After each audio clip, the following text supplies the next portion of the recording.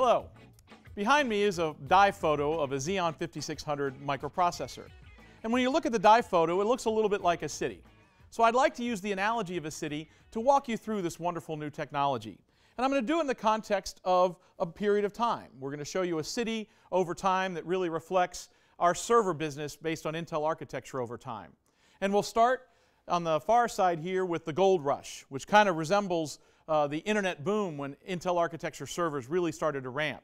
And then we'll move on in time through the Industrial Revolution, where things got a lot more complicated, and it really represents the steep volume ramp that we saw on Intel-based servers through the 2000s. And then finally, we'll paint a picture of a future city that really represents what you can do with the capabilities of the new Xeon 5600. I'd like to do this in the context of some of the things that are most important to our customers. And we'll start with one of the most critical IT concerns today, which is security.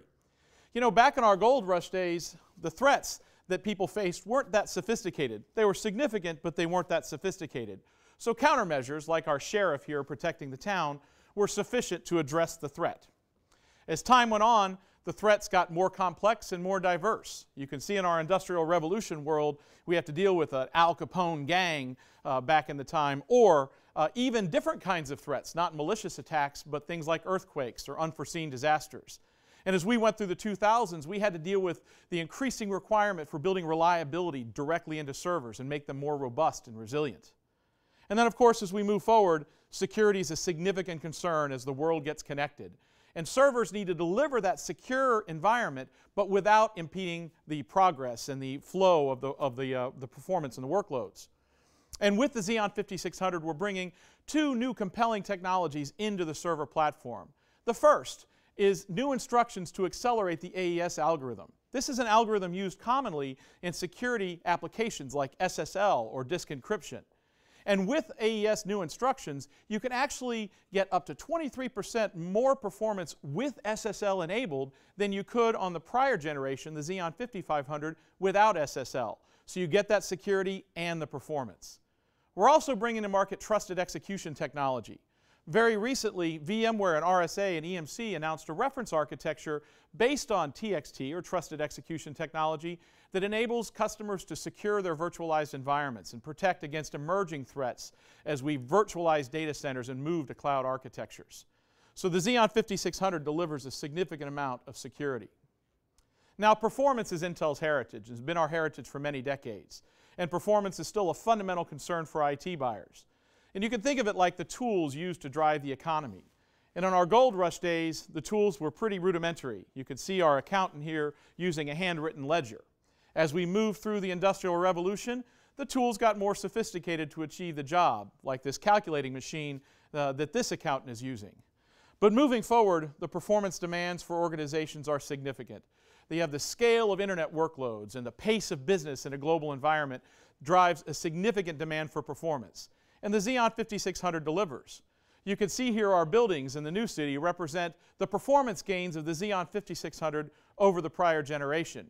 And these are high-performance computing workloads dependent on things like memory bandwidth and throughput. And you can see that we deliver up to 60% more performance across these workloads. Also, enterprise workloads get a significant benefit from the Xeon 5600. You can see that our performance gains in enterprise workloads go from 20 to 40%. You know, the Xeon 5500 was one of the most compelling technologies we've ever brought to the server market, and the Xeon 5600 represents a huge, compelling sequel. But performance isn't enough. You know, today we worry a lot about energy consumption. You know, back in our gold rush days, our prospector here panning for gold, he didn't worry too much about energy consumption. As time went on in the Industrial Revolution, energy became a concern. You had to get enough power into the grid, and you had to keep that grid up and running. And it's really analogous to the kind of demands we saw in servers through the 2000s, where the space and heat and power consumption of Intel-based servers became a significant concern for IT. And of course, we've done a lot to address that over the last several years. But the Xeon 5600 takes a substantial breakthrough moving forward. And what I'd like to do to demonstrate this is take a quick break from our city tour and go out to Las Vegas. Can we run the Vegas tape, please? What you can see here is two Xeon 5600-based servers out in the middle of the Vegas desert. And right in the foreground there, you see a single solar panel that is allowing both of these servers to operate without any connectivity to the electrical grid. These are running strictly on solar power. Now, if you'd have wanted the same performance capability with single-core servers, you would have had to have far more servers and up to 20 or more solar panels to run them. So obviously it would have been impractical. If we go back to our city, you can see that now the Xeon 5600 is delivering a substantial amount of energy-efficient performance. And what you can see there is 15 different buildings being blown up, the old, inefficient, ugly buildings, and replaced with a single new building that has less of an impact on the environment. And that's exactly what you can do with Xeon 5600-based servers. You can replace 15 of those old single-core servers and replace them with a single server based on the Xeon 5600 and get the same performance levels and save up to 93% of the power consumption and get a payback in as little as 5 months. In fact, our IT guy there watching the demolition is sitting around piles of cash, because if you don't do this refresh, you could be spending up to $10,000 a month more if you have 50 of these old servers and you avoid replacing them with 3 new ones. So we've talked about the security, performance, and energy efficiency capabilities of the Xeon 5600. But what we really need to do is make sure that we're headed for the future, where the future is going. And customers today are moving to the next generation data centers with virtualization and cloud architectures. And cloud computing is a significant transition for our industry.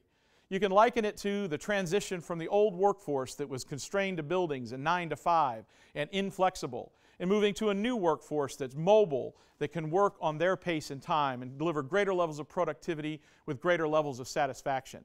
And that's what cloud computing offers. It offers the ability to dynamically scale the capacity of the IT infrastructure to the need at an efficient level with scale that has never been seen before. And the Xeon 5600 is a foundational technology for cloud computing. But this technology is not just for servers.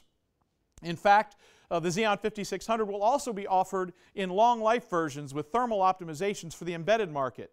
And you can see here our person watching the Major League Baseball on a notebook out in a park.